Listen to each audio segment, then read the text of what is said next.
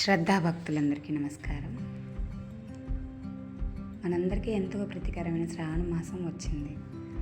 అందులో మనం స్త్రీలందరూ ముఖ్యంగా జరుపుకునేది వరలక్ష్మి వ్రతం. ఈ వీడియోలో వరలక్ష్మి వ్రతాన్ని ముందు రోజుగా చాలా సులువుగా, తేలికగా, ఎటువంటి ఆడంబరాలు లేకుండా నేను జరుపుకునే విధానాన్ని మీతో పంచుకోవాలనుకుంటున్నాను.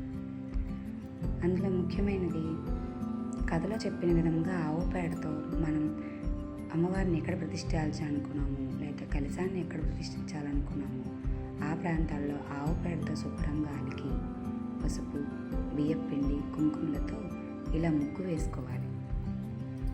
తర్వాత ఒక ఎత్తైన ఆసనాన్ని అమ్మవారి కోసం ఏర్పరచాలి. ఆ ఎత్తైన ఆసనంపై కూడా నేను పసుపు, ఆవు పేడతో అలుకుని ఇలా బియ్యపిండితో ముగ్గు వేసుకున్నాను. ఇలా భూమిపైన అమ్మవారికి ఏర్పరిచిన ఆసనం రెండింటిపైన బియ్యపిండితో ముగ్గులు ఏర్పరచుకోవాలి.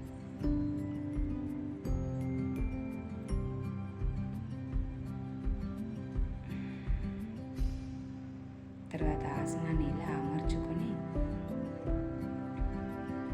ఆ ఆసనం పైన పసుపు, కుంకుమ, అక్షతలు, ఇంకా ₹1 బిళ్ళని అమర్చుకోవాలి.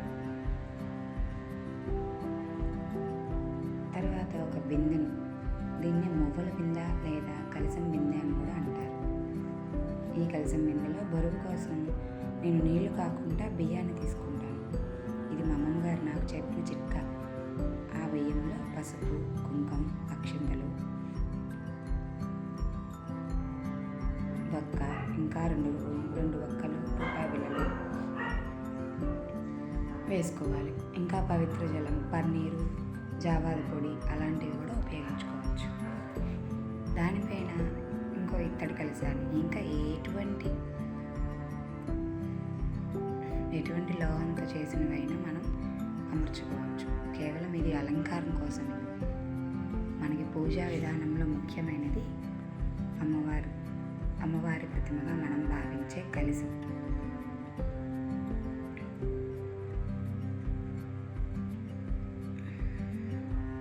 ఇలా అమ్మవారి అలంకారం కోసం రంగురంగుల వస్త్రాలతో, పూలతో అలంకరించుకున్నాక అమ్మవారికి కట్టదలుచుకున్న చీరను ముందుగా కుచ్చులు వేసుకోవాలి. పైడ భాగానికి ఉన్న కుచ్చులు ముందుగా వేసుకొని చీరకు ఆ బిందెల చుట్టూ చీరలాగా చుట్టాలి.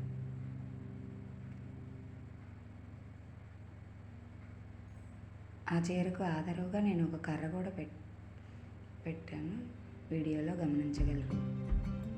ఇలా బయట భాగాన్ని అమర్చుకున్నాక ఆ కుచ్చులు పోకుండా పిన్నీసులతో గట్టిగా పెట్టుకోవాలి.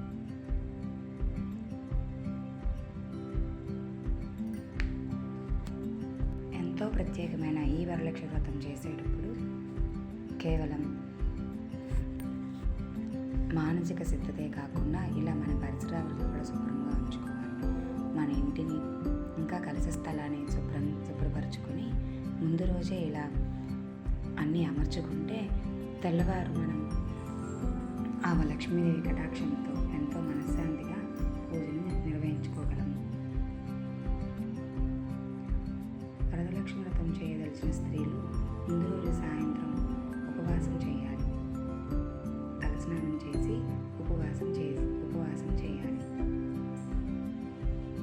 తర్వాత కింది వైపు కుర్చీలని సమానంగా పరుచుకొని బిందె చుట్టూ ఇలా పెట్టుకొని పిన్నిసులు పెట్టేశాను.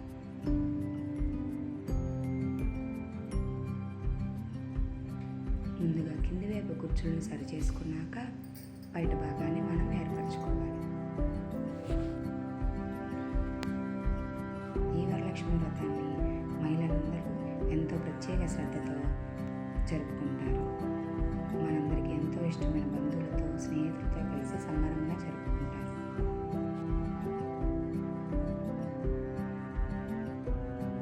వరలక్ష్మీదేవి వ్రతం వలన కేవలం ఐశ్వర్యమే కాకుండా కుటుంబ శాంతి, సంపద, ఆరోగ్యం కూడా కలుగుతాయని అందరి నమ్మకం.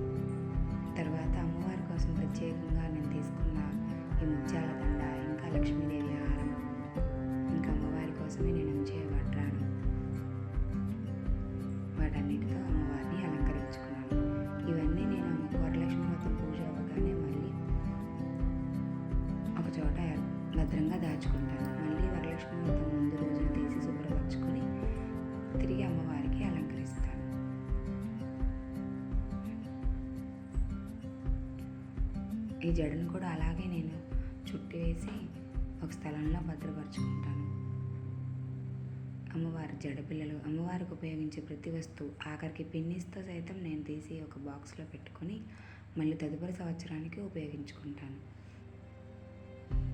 ఇలా అవన్నీ మనం ఒకే అమర్చుకొని ఒక చోట పెట్టుకోవడం వల్ల ఎటువంటి కంగారు లేకుండా, హడావిడి లేకుండా, మనకున్నంతలో ఆడంబరం లేకుండా ఎంతో శ్రద్ధతో, భక్తితో వరలక్ష్మి వ్రతాన్ని నిర్వహించుకోగలం. మరుసటి రోజు నేను జరుపుకునే వరలక్ష్మి వ్రతం పార్ట్ 2లో కలుసుకుందాం. Thank you for watching.